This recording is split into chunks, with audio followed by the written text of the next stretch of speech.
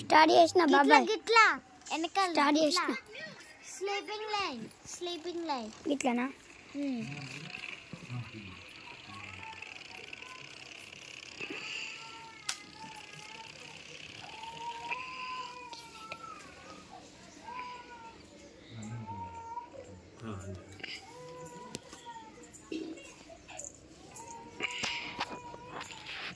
Relaxation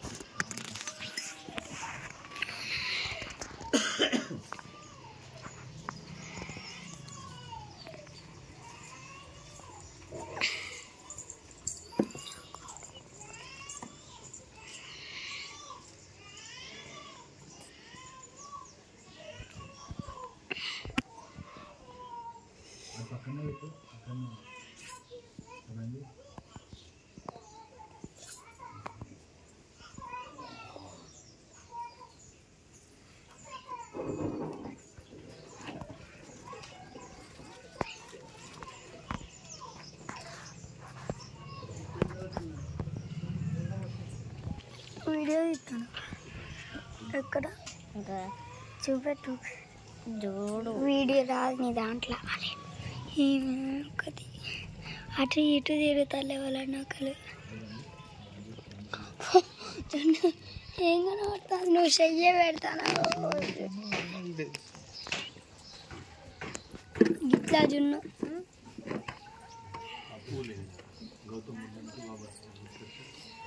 ఇట్లానా మాట్లానే ఎవరో ఒకటి తిరుగుతారులే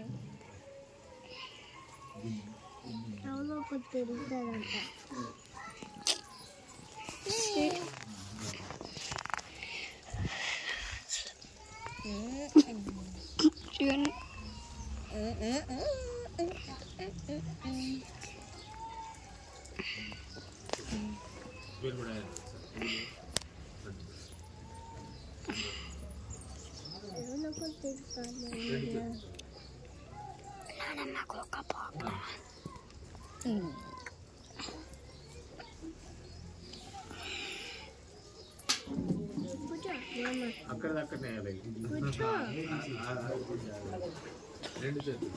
దూడ ముంచెత్తి కింద పడుతుంది ఎవరో ఒకటి తిరుగుతుందంట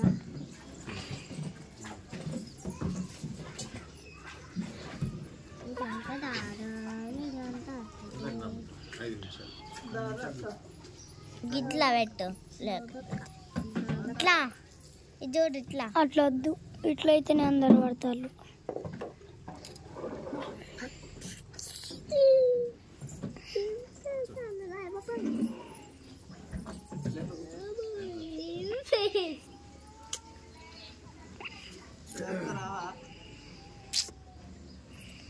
పిల్లలు రెండు మీరు కూడా కూర్చో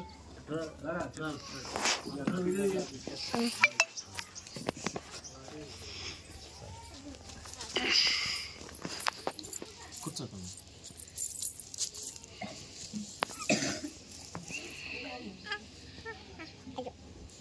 కూర్చోండి ఒక 5 నిమిషాలు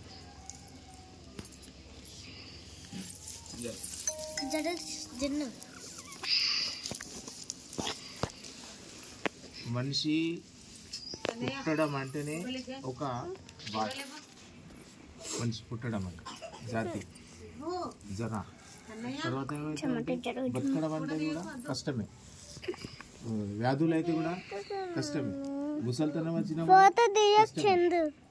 మరి చావడం అనేది కూడా కష్టమే కదా పుట్టడం అనేది కష్టం అంటే ఎవరికి కష్టం పుట్టేవాడికా లేకుంటే పుట్టించే వాళ్ళకా పుట్టేవాడు ఎవరికైతే తల్లి జన్మని ఇస్తారో పాపను తల్లికి కూడా కష్టమే కానీ పుట్టబోయే పాప కూడా అతనికి కూడా కష్టమే అంతేనా లేదా మరి మనం పుట్టడం మరి సావడం మధ్యలో ఏం చేయడం మరి మధ్యలో ఉన్నది కదా మనం గ్యాస్ సిలిండర్ మనం నింపుకొనేస్తాం గ్యాస్ నింపుకొని వచ్చినామంటే మనం అది పుట్టుడు అన్నట్టు తర్వాత అయిపోవడం అంటే చావడం మరి మధ్యలో ఉన్న దానికి ఏం చేయాలి? దానికి వినియోగించుకోవాలి, మనం దానికి ఉపయోగించాలి అంతే జీవితాన్ని. మరి ఏ రకంగా మనం జీవించాలా, ఏ రకంగా మనం ఉపయోగించాలా అనేది ఫస్ట్ మన తల్లిదండ్రుల మీద ఆధారపడి ఉంటుంది, తర్వాత మన గురువు, ఆ తర్వాత మనం పైన ఆధారపడి ఉంటుంది. ఆ గురువు దగ్గర మనం 15 సంవత్సరాలు, తల్లి దగ్గర 5 సంవత్సరాలు, తర్వాత 18 సంవత్సరాలు అయితే అది మన ఇష్టం. మీరు కళ్ళు తాగుతారా, ఏం చేస్తారో, చదువుతారా, ఏం చేస్తారో అది మీ మీద ఆధారపడి ఉంటుంది. కానీ మరి ఈ జీవితంలో మనం నలుగురికి సహాయపడేటట్టు మనం బతకాలి. మనం ఎట్లా అంటే భార్య పిల్లలు మనం చేస్తాం కదా, దానికి పోషించడం, దానికి మంచి మార్గంలో నడవడిక ఇవ్వడం అనేది మనిషి యొక్క జీవితం. మనిషికి పశువుకు తేడా ఏంటంటే పశువు మనం చెప్పినట్టు వింటుంది పశువు, కానీ మనిషి చెప్పినట్టు వింటాడు అన్నట్టు. అందుకోసం మనం అభివృద్ధి చెందుతున్నాం. పశువు అభివృద్ధి చెందుతున్నాడా? లేదు కదా. అంత మనం ఏముండే గుడిసె ఉండే, ఇప్పుడు ఏమొచ్చింది? పూన ఇల్లు వచ్చింది, తర్వాత ఏమొచ్చింది? రేకుల ఇల్లు వచ్చింది, తర్వాత ఏమొచ్చింది? బిల్డింగ్ వచ్చింది, మళ్ళీ ఏమొచ్చింది? బిల్డింగ్ మీద బిల్డింగ్ వచ్చింది. అంతేనా లేదా? అంతకుముందు మనకు అందరికి ఒకటే రూమ్ ఉండేనా కదా. తర్వాత ఏమైంది? మనిషికి ఒక రూమ్ అయింది, దాంట్లో కిచెన్ వేరే అయిపోయింది, దాంట్లో పడుకోవడానికి మళ్ళీ బెడ్రూమ్ వేరే అయిపోయింది, సెపరేట్, మళ్ళీ బాత్రూమ్ సెపరేట్ అయింది, లాట్రిన్ సెపరేట్ అయింది, బయట లాట్రిన్ వేరే అయింది, లోపల లాట్రిన్ వేరే అయింది. ఇది ఏంటంటే అభివృద్ధి చెందుతున్న మన బుద్ధి, వికసిత బుద్ధి అంటారు దానికి. మన రోజు రోజుకు మనకు పెరుగుతూ ఉంటుంది అన్నట్టు. కానీ పశువుకు అట్లా కాదు, అది ఎట్లా పుడుతుందో అట్లనే చచ్చిపోతుంది. మరి ఇంత జరుగుతున్నప్పుడు, మన అభివృద్ధి ఇంత చెందుతున్నప్పుడు మన నమ్మకాలు, మూఢనమ్మకాలు ఎట్లా? ముందు నమ్మకం ఉండాలి మనిషికి. నమ్మకం పక్కా ఉంటే మూఢనమ్మకం పోతుంది. నమ్మకం లేకపోతేనే మూఢనమ్మకాలు పుట్టుకొస్తాయి. మరి నమ్మాలంటే ఏం చేయాలా? దాన్ని పరీక్షించాలి. ఇప్పుడు మనం అగ్గిపెట్టితోని మనం వెలిగించినాం, వెలిగిందా లేదా అని మనం చూస్తామా? చూస్తాం. వెలిగకపోతే మళ్ళీ ముట్టిస్తాం, అంతే లేదా? దాన్ని విడిచిపెడతామా? విడిచిపెట్టాం. ఎప్పటి వరకు? అది వెలిగే వరకు విడిచిపెట్టాం. కానీ మనకు దీంట్లో ఏంటంటే ఎంట్రికలు తీయాలంటే తీయాలా, ఎందుకు తీయాలనేది మనకు తెలియదు. ఎవరు చెప్పింది? ఎవడో చెప్పిండు, ఎప్పుడో చెప్పిండు. మనం దానికి ఏం చేస్తున్నాం? అదే పరిపాలిస్తున్నాం. కానీ దానివల్ల లాభం ఏంటిది మనకు తెలియదు. మనం ఎందుకు ముట్టాలా? దానికి వాళ్ళకు ఒక శ్రద్ధాంజలి అని మనకు, మన జీవితాన్ని మనకు వెలుగునిచ్చింది కాబట్టి మనం కూడా వాళ్ళను ఒకసారి వెలిగించాలనేది ఇది ఉద్దేశం. తప్పితే వేరే ఏం లేదు.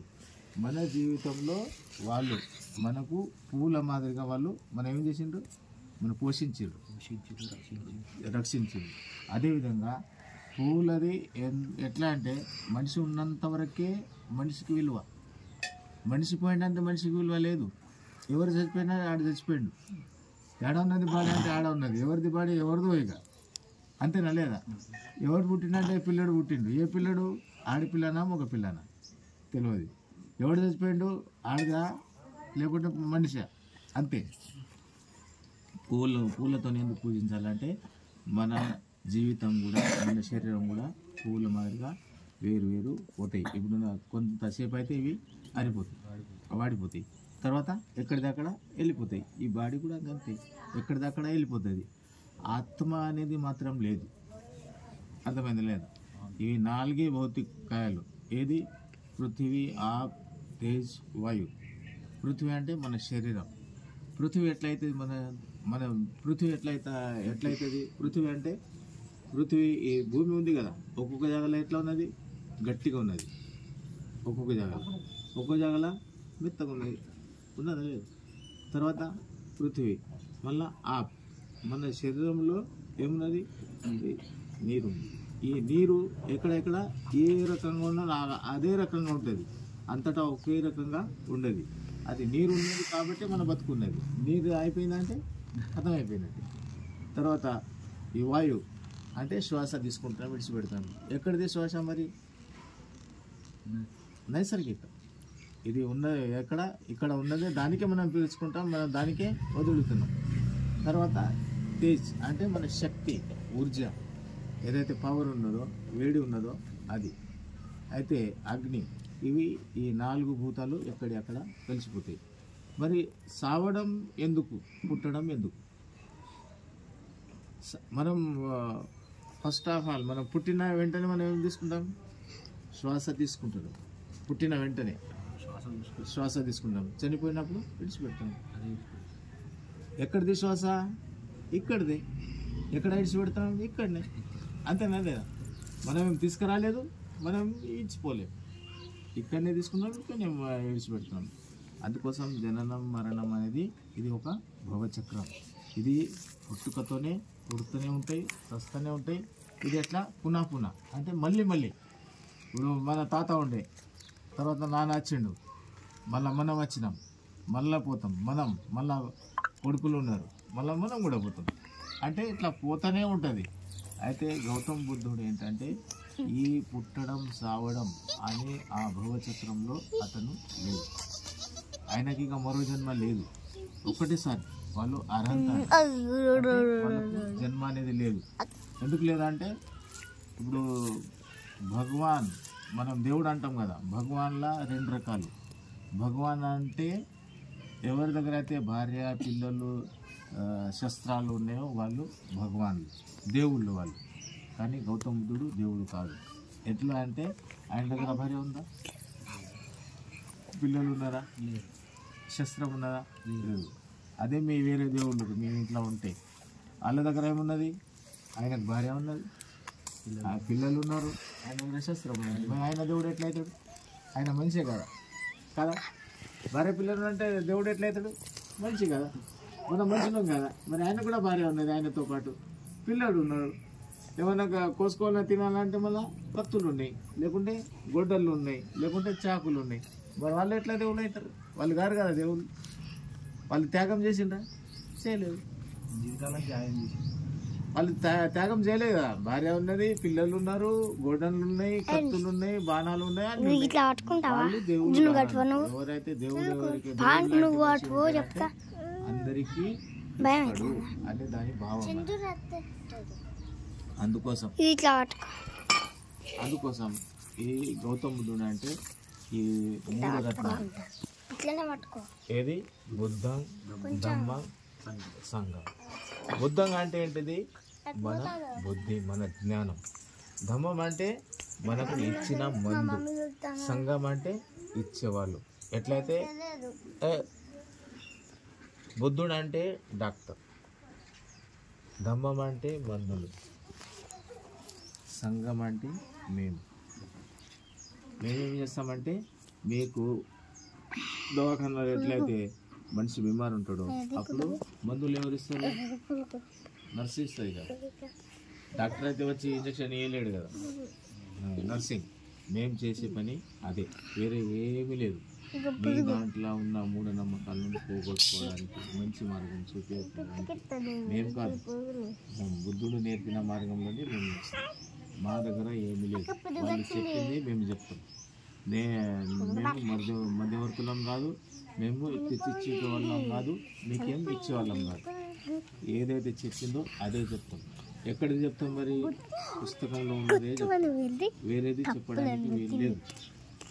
ఎందుకంటే మన దగ్గర జ్ఞానం లేదు కదా. గౌతమ బుద్ధునికే జ్ఞానం ఉన్నది, వేరే వాళ్ళకు జ్ఞానం లేదు.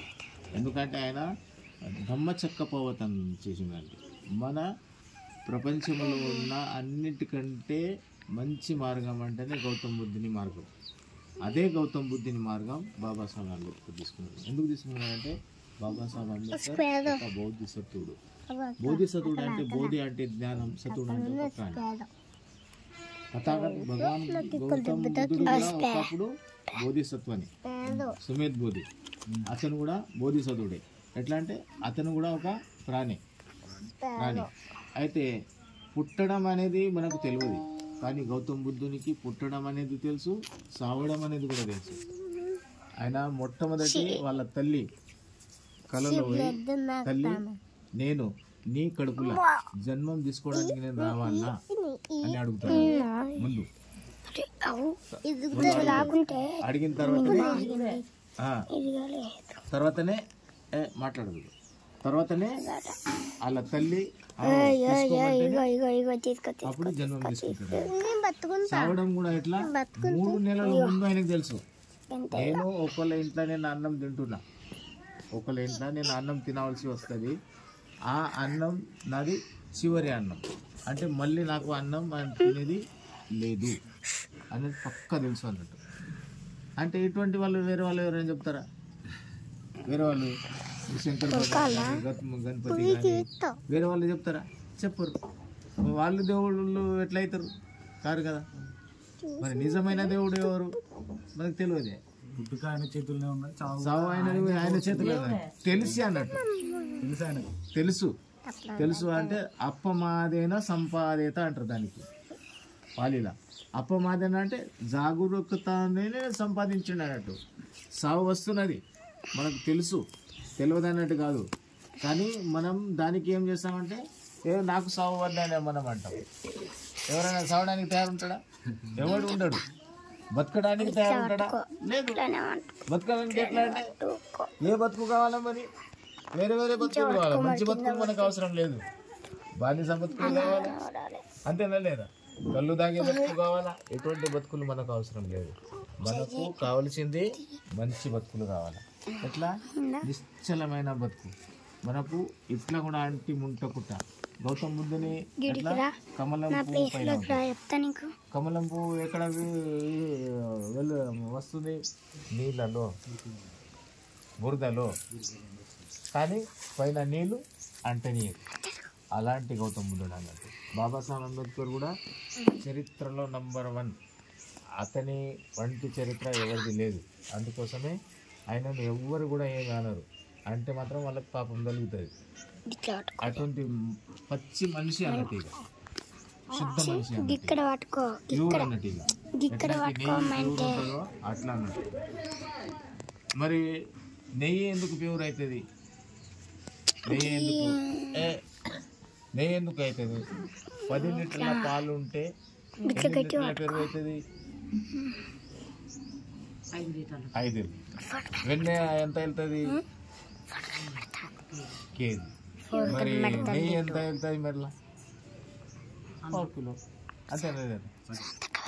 సగం సగం సగం వెళ్తా అన్నాడు. అట్లా తన జీవితానికి సగం అందరికి పంచిచ్చిండు. అందుకోసం అయినది పేరు ఉన్నది. నెయ్యి వాసన ఎక్కడి వరకు పోతుంది? ఎక్కడి వరకు అంటే అక్కడి వరకు పోతుంది. అది ఇప్పుడు మనం ఎంట్రికలు తీస్తాం, అది ఎంట్రికలు తీసేది అనేది పుణ్యం కాదు. ఎంట్రికలు తీసేది పుణ్యం కాదు. మీ నాన్న ఏం చేసిండంటే పుణ్యం చేసిండు. మీ నాన్న పుణ్యం చేసిండంటే ఎట్లా? ఆ పుణ్యం అనేది ఎట్లా నీళ్ళ పైన ఇట్లా ప్రవహిస్తుంది అన్నట్టు. దాని ఒక వాసన వస్తుంది. ఒక కుండల మీద రాళ్ళేయండి, నెయ్యి వేయండి, ఆ నీళ్ళలో పడేయండి. ఏమవుతుంది? ఆ రాళ్ళు కిందికి పోతాయి, ఆ నెయ్యి ఏమో పారుతూ ఉంటుంది. అంతేనా లేదా? అందుకోసం చేసిన బుర్రా మహేందర్ గారు చేసిన పుణ్యమే మీకు తలుగుతుంది. ఆ పుణ్యమే మీ భవిష్యత్తులో మీకు పనికి వస్తుంది. ఎందుకంటే ఆయన ఏం కష్టపడ్డాడో ఆయనకే తెలుసు, మనకు తెలియదు. ప్రతి ఒక్కళ్ళు కష్టపడతారు, పడేది కాదు. కానీ ఏ ఉద్దేశంతో కష్టపడతారో అది మనకు తెలియాలి.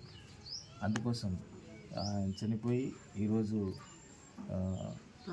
10 రోజులైంది. మన దాంట్లో 10 రోజులు చేరు, కానీ మనకు తెలియక ఫస్ట్ టైం మనం చేస్తున్నాం కాబట్టి వదిలేండి. మన దాంట్లో ఎట్లా అంటే 3 రోజుల నుంచి 7 రోజుల వరకే అది కార్యక్రమం చేయాలి. మరి కార్యక్రమం ఎందుకు చేయాలా? ఏం అవసరం ఉన్నది? ఆయనను మనం పుణ్యస్మరణం చేసుకుంటాం. ఆయన చేసిన పుణ్యానికి మనం స్మరించుకుంటాం, అయ్యా గుర్తు చేసుకుంటాం. అయితే మీరు పోయినాక కూడా మేము మర్చిపోలేము, మా మధ్యలో మీరు ఉన్నారు. అందుకోసమే మనం ఇది చేస్తాం. కూర్చోండి 5 నిమిషాలు.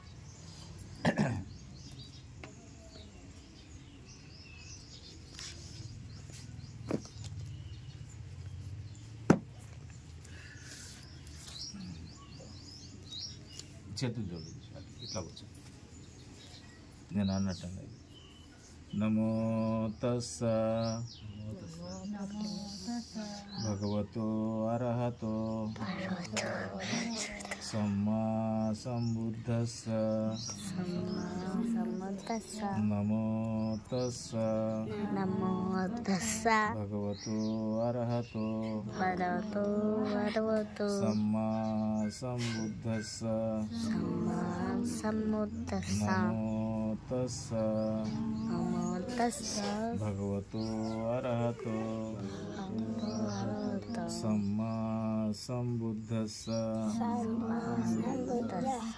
బుద్ధం శరణం గచ్ఛామి ధమ్మం శరణం గచ్ఛామి సంఘం శరణం గచ్ఛామి ద్వితీయంపి బుద్ధం శరణం గచ్ఛామి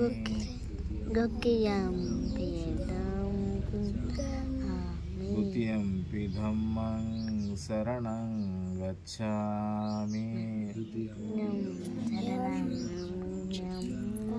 ద్వితీయంపి సంఘం శరణం గచ్ఛామి తృతీయంపి బుద్ధం శరణం గచ్ఛామి తృతీయంపి ధమ్మం శరణం గచ్ఛామి తృతీయంపి సంఘం శరణం గచ్ఛామి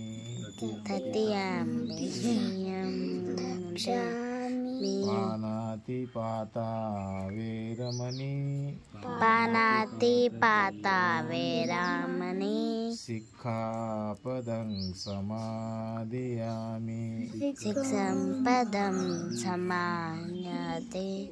ఆదిన్నాదానా వేరమణి సిక్ఖాపదం సమాదియామి కామేషు మిచ్ఛాచారా వేరమణి సిక్ఖాపదం సమాదియామి సహవాదా వేరమణి సిక్ఖాపదం సమాదియామి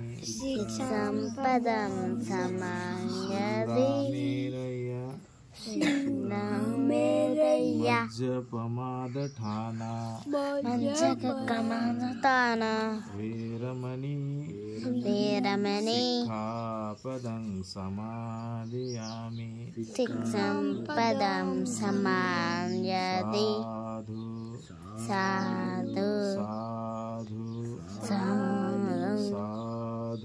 సాధు బుద్ధం నమామి ధమ్మం నమామి సంఘం నమామి. ఈ ప్రకారంగా మనం ఈరోజు బుర్రా మహేందర్ గారికి శ్రద్ధాంజలి స్మరణ సభ ఇక్కడ చేయడం జరిగింది. ఇంతటితో ఈ కార్యక్రమం ముగిసిపోయింది.